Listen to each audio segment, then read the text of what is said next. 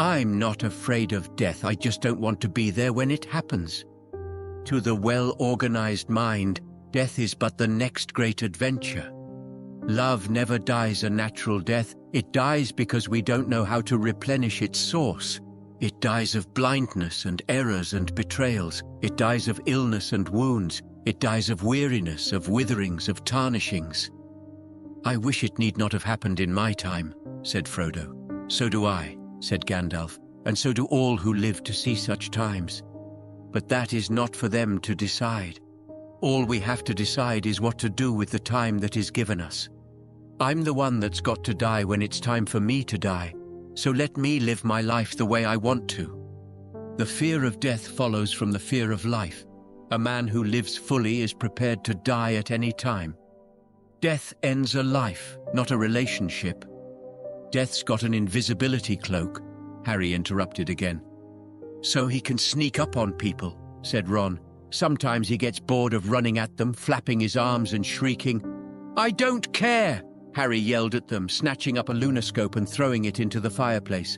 I've had enough, I've seen enough, I want out, I want it to end, I don't care anymore.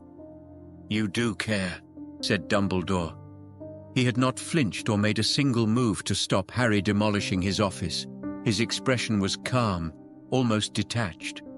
You care so much you feel as though you will bleed to death with the pain of it. It is a curious thing, the death of a loved one.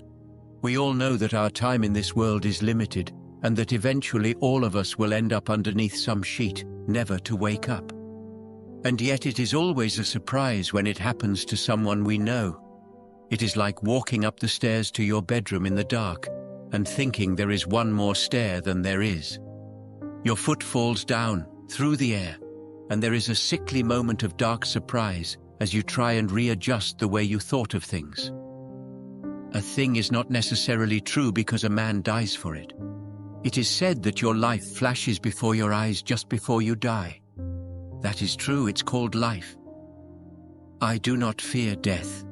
I had been dead for billions and billions of years before I was born, and had not suffered the slightest inconvenience from it. I don't want to die without any scars. When he shall die, take him and cut him out in little stars, and he will make the face of heaven so fine that all the world will be in love with night and pay no worship to the garish sun. Life should not be a journey to the grave with the intention of arriving safely in a pretty and well-preserved body, but rather to skid in broadside in a cloud of smoke, thoroughly used up, totally worn out, and loudly proclaiming, "Wow, what a ride!" It kills me sometimes how people die. Being dead isn't being alive. My dear, find what you love and let it kill you.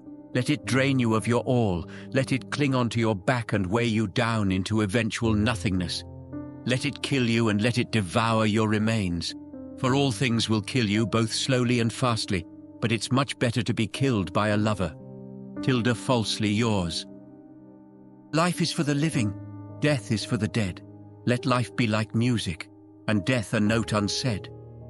You'll stay with me until the very end, said James. I go to seek a great, perhaps. Things we lose have a way of coming back to us in the end, if not always in the way we expect. If you gave someone your heart and they died, did they take it with them? Did you spend the rest of forever with a hole inside you that couldn't be filled? That was the thing. You never got used to it, the idea of someone being gone. Just when you think it's reconciled, accepted, someone points it out to you, and it just hits you all over again. That's shocking. We are all alone, born alone, die alone, and, in spite of true romance magazines, we shall all someday look back on our lives and see that, in spite of our company, we were alone the whole way. I do not say lonely, at least not all the time, but essentially, and finally, alone.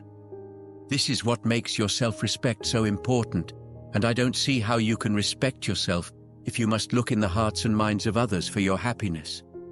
Even death has a heart. Don't feel bad. I'm usually about to die. When people don't express themselves, they die one piece at a time. If you enjoy this video, don't forget to like, comment, and subscribe for more inspirational content.